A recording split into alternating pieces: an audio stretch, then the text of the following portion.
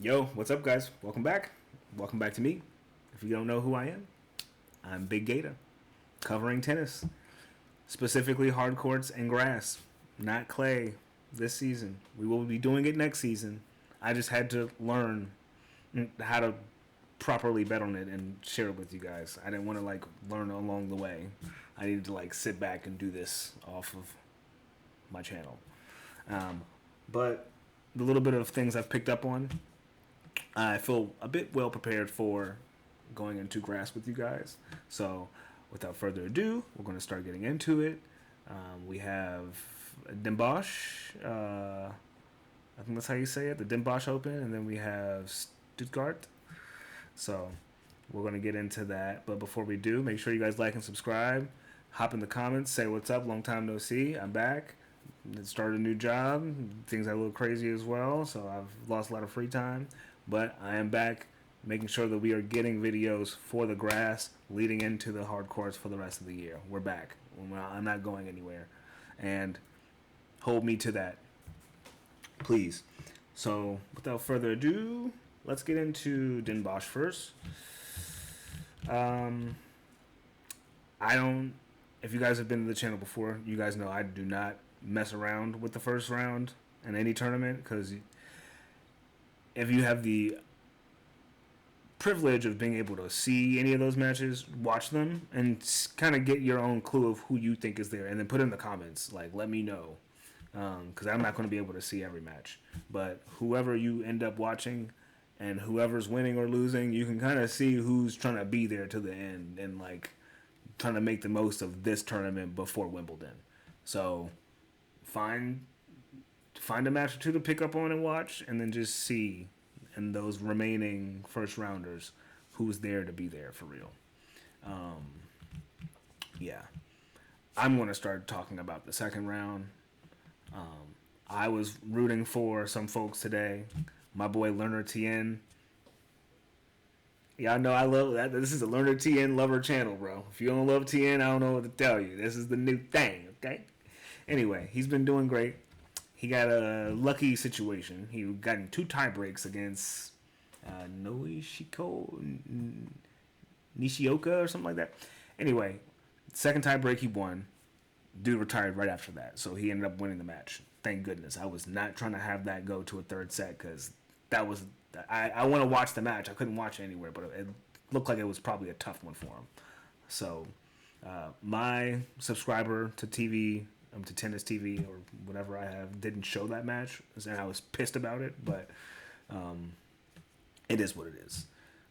Riley Opelka got us a dub today as well. That's one of my favorites as well. You know, I love the Giants.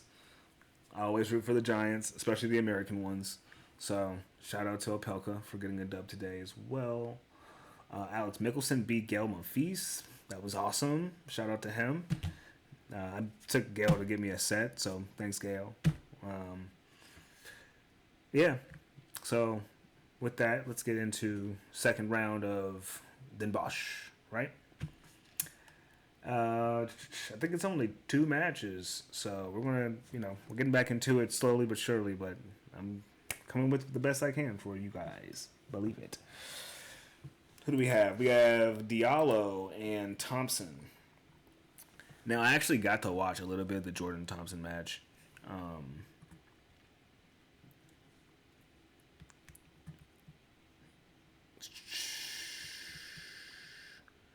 He played against Alex Kovacevic, and that was a tough match. I think it went to 3 sets, too. So, dude did some grinding in that match. So, definitely, I kind of was going in there knowing he was going to win the match.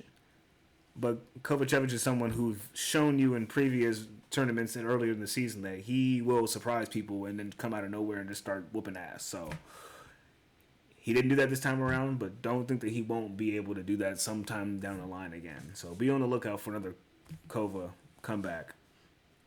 I do like Jordan Thompson against Diallo, though.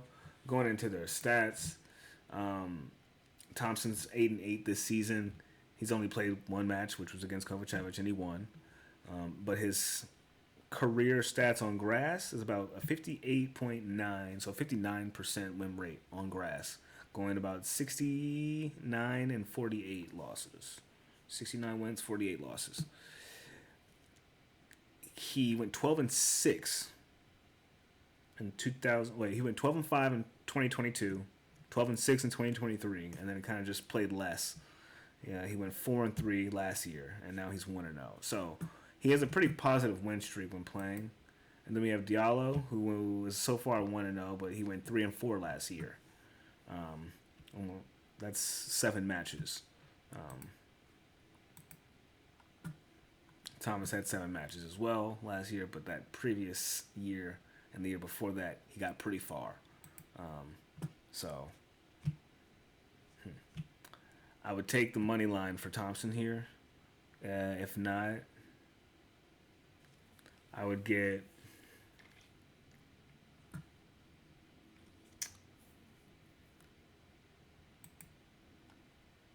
hard to say. Diallo's been playing pretty good. Diallo doesn't have a negative stat on his win. Like, he doesn't have a negative spread on any court he's been on since he's been on the grass last year. But indoor hard court's positive, 9 and 4. Clay last year, 7 and 6. Hard court, 30 and 12. Hard court this year, 10 and 8. Clay this year, 8 and 7. Hard court, indoor hard court, 1 and 1. He doesn't have a negative spread on anything. So I like this game being close. I don't know if I'm gonna specifically touch this one though. Okay. I'll let you know in the comments if I end up playing something. If there's one thing for sure, Jordan Thompson's going to get a set. I don't think that Diallo is going to beat this dude into 2 sets. Diallo does have a fierce way of playing, which I do love to watch, but I don't know if he could do that to. Let's see who Diallo's been beating. He beat Dimitrov. Shit. He beat Zizou on clay. He beat Cam Norrie on clay. Damn. Yeah. He went to 4 sets with Greek Spore in Paris. He straight setted Cerundolo. What?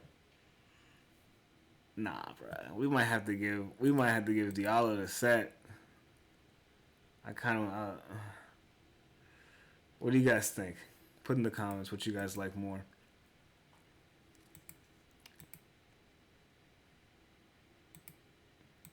Maybe a fucking spread. 3.5 maybe. I like that. I kind of like that. Plus 3.5 on the spread for Diallo. That could be a move. All right. Well, let's keep that there for now. We'll come back to that. I like Jordan getting a set though as well. I don't see Diallo's good, but I can't see him taking 2 sets off of Thompson that easily, bro. I just don't see it. I don't see it. Maybe I'm delusional. I haven't seen how Diallo was playing on the grass though, so maybe that's what I'll get my answer together in the comments and we'll go from there. Okay, we'll go from there. What's next? What we got? We got Khachanov versus McDonald. Okay, we got Mac McKenzie going against Karen Khachanov. Double M and double K's in the chat. All right, so 3-1 for Mac McDonald on the grass this season so far. He's 19-13. Khachanov is 14-13. Off that alone, and also Mac McDonald cracked back into the top 100 at one point in time 2 years ago. He was 37th in the world. Khachanov is currently number 24. If he's playing at a high level, it could be a very even match. Khachanov has won statistically more on the hard court, on the grass courts, but there's more volume.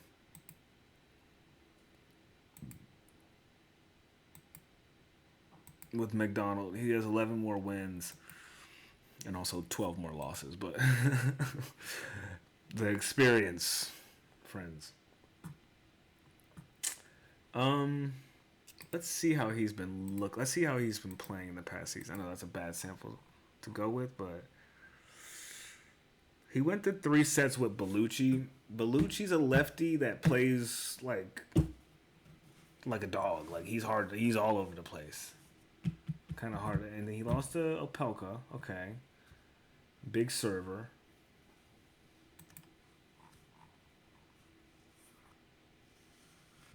I know Korda plays really well on the grass. I want to see Korda do some shit.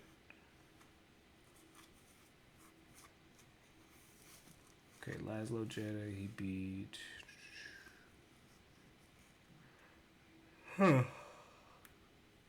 Excuse me. Yeah, okay. So it looks like a few years ago he was that boy, but it's kind of dwindled down. He made it to the quarterfinals and lost to El Chapo. Another lefty. It took him out of there. McDonald isn't a lefty though.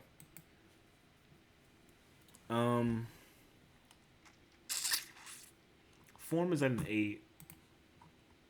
His form is at a 9. I would like to take an alternate of their total games. They don't even have it up yet. They don't even have it up yet. What is that about? Interesting. All right, well, let's move on to Stuttgart.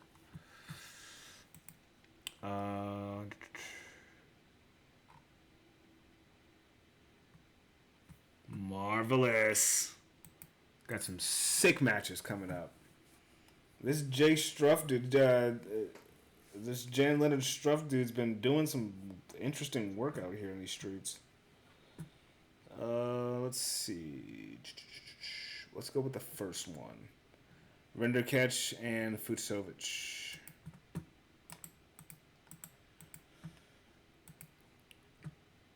Rinderknech is 8-18 this season. Jesus.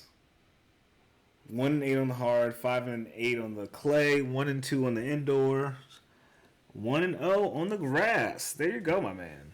Okay, 1 win. And who was that to? El Chapo. You bageled him. Damn. That's a strong stat right there. 3rd set bagel on Denis Shapovalov. It's impressive work. And then we have Fucsovics, who's what? What's this guy? 33. Ranked 112. He's 26-12 this season. He's going to win, bro. He's got a 63% win rate on grass. Rinderknech has a 50% win rate. So far, this guy's 3-0. He's smoked everyone in the... He went to 3 sets in both of his qualifications, though. Jesus. But then he straight set at Yannick Hoffman. What is that about? What the fuck is that about? What's their head-to-head looking like? Fucsovics beat him. Obviously. Straight set at his ass. 6'2", 6'4". That was 4 years ago, though. And it was on indoor hard courts. But if we're looking at just straight up like form, Fucsovics is going to take this without a doubt.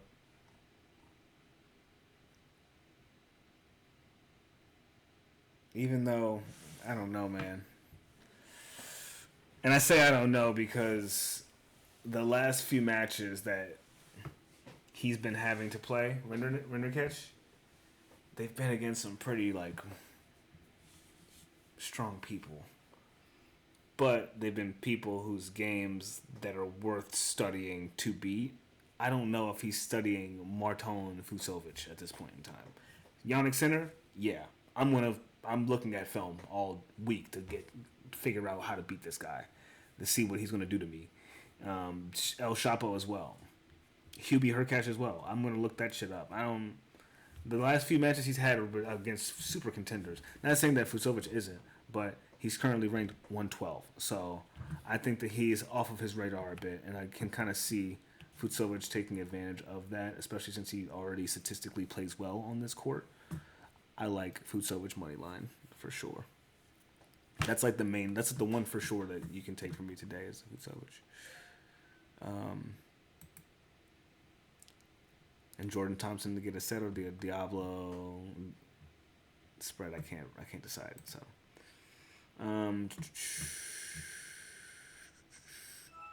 what is next? We got Ben Shelton going against Pierre Herbert.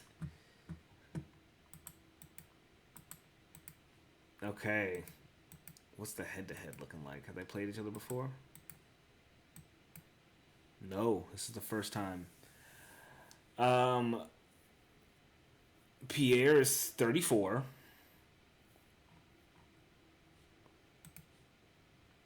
He is 23-14 this season, though.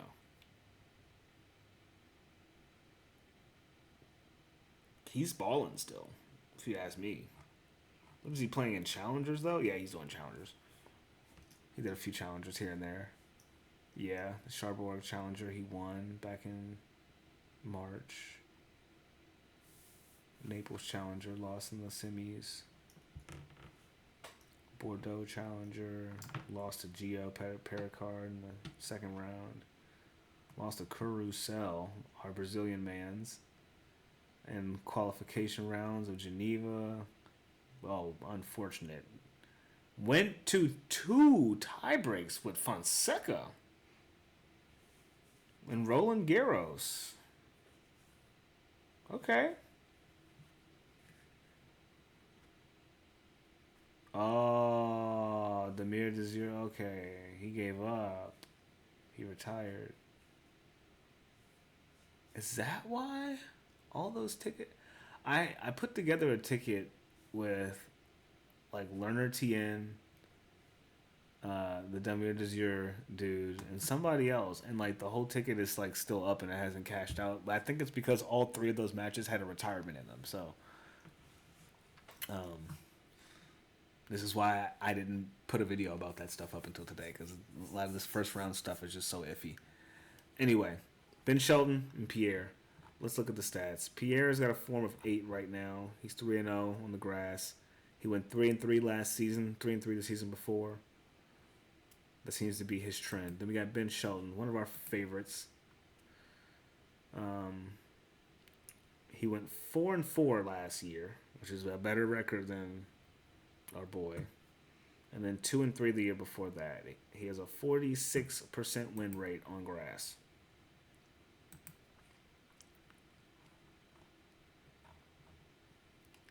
How many sets did he give up, though? He made it to the 4th round of Wimbledon.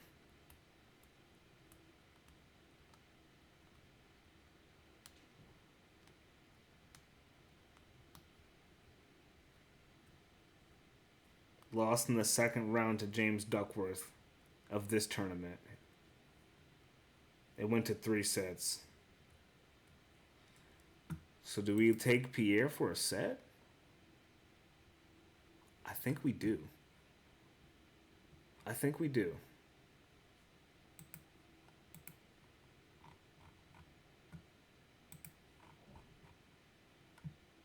Ben is 18-11 this season.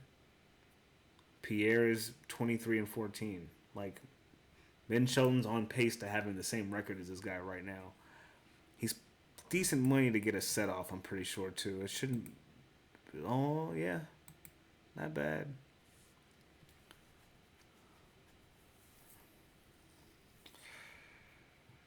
It's actually better money to take this guy for a set than it is for Ben to win. But I wouldn't be surprised if Ben Shelton lost this match. I'm not gonna lie to you. I don't know. The guy he's going against, just off of optics, like he seems to like to go for not big tournaments. And when he does, like he gets bad draws. I mean, he went to Roland Garros. He lost in the second round.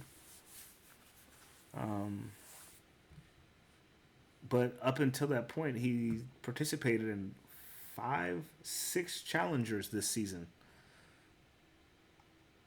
Wait, I'm sorry. 1, 2, 3, 4, 5, 6, 7. 7 challengers this season. So, I mean, to me, that says that that's where his level's at. But if he is getting to... Actually, yeah, fuck that. That's his level. His level is encroaching beyond a bit of the challenger pool again. Because he's a bit older, so... I'm not going to bet against Ben. It's not betting against Ben to take the money line. I mean, to take this guy for a set, but I think it'd be simple just to take Ben for the win here. And if it does get a little antsy, cool. It's exciting to watch. But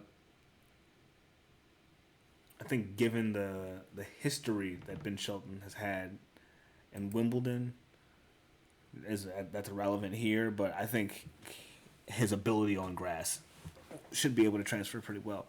I don't think he played a match on grass yet, so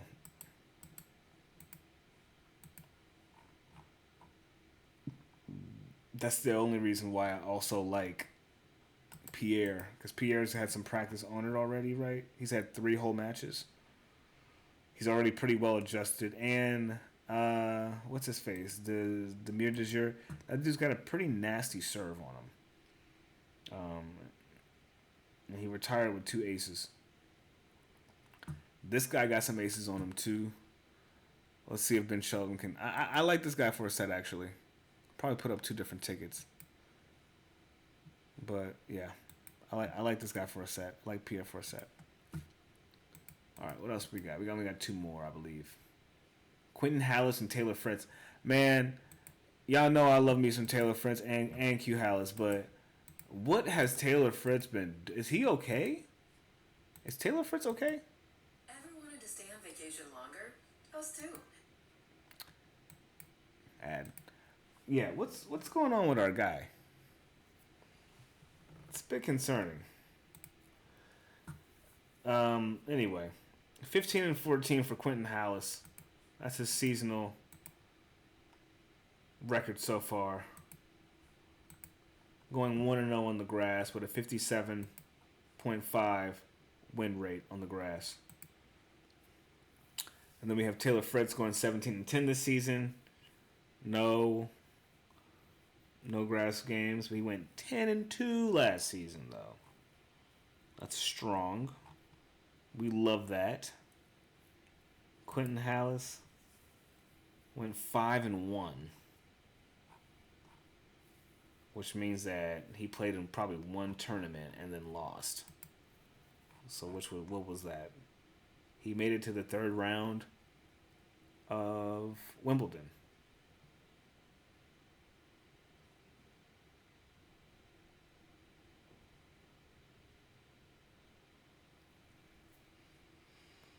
He lost to Holger Rune in a 5-setter.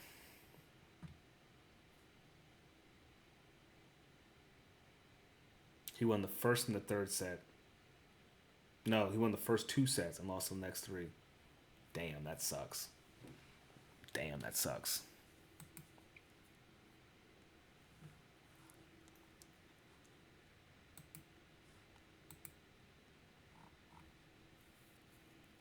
And then Fritz lost to Musetti. Yeah, Musetti's good, man. People are going to put some respect on Musetti's name. Better start doing it. Taylor Fritz. I might leave this match alone. Let's see how he does on his first game back. And Halys beat Sonego? Hey, I wouldn't be surprised if Halys got a set off, bro. Halys might be able to get a set on Fritz. Have they played each other before? Let me see. Just once before, and it was close, and it was on clay this year. I'm sure that Halys would have picked up on a few more things of his play style since then. I like Halys for a set. Before I forget that, I gotta write that down.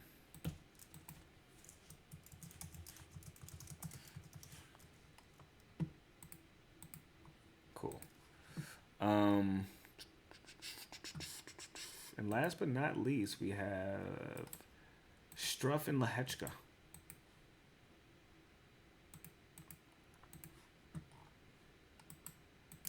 Big Struff and Lehecka. They've had one head-to-head before. Of course, Lehecka won in a 5-setter 2 years ago in Roland Garros. That was their only time they played. Lehecka's form is at an 8. Struff is at a -14.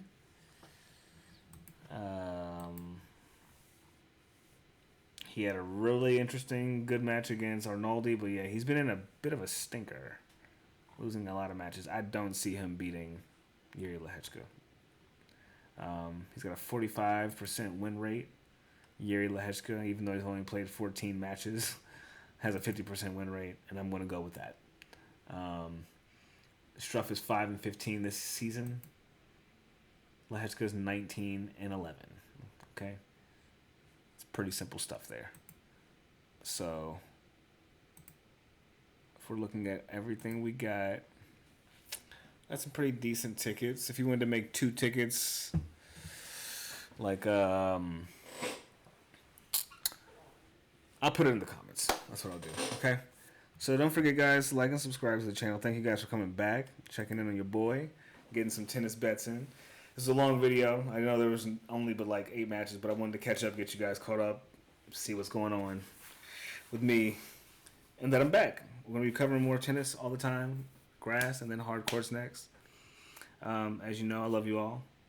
If you would like to donate to the channel at all, it's not required ever, but if you would like to just give back, there will be a link to my donation page if you'd like to just give back for the wins.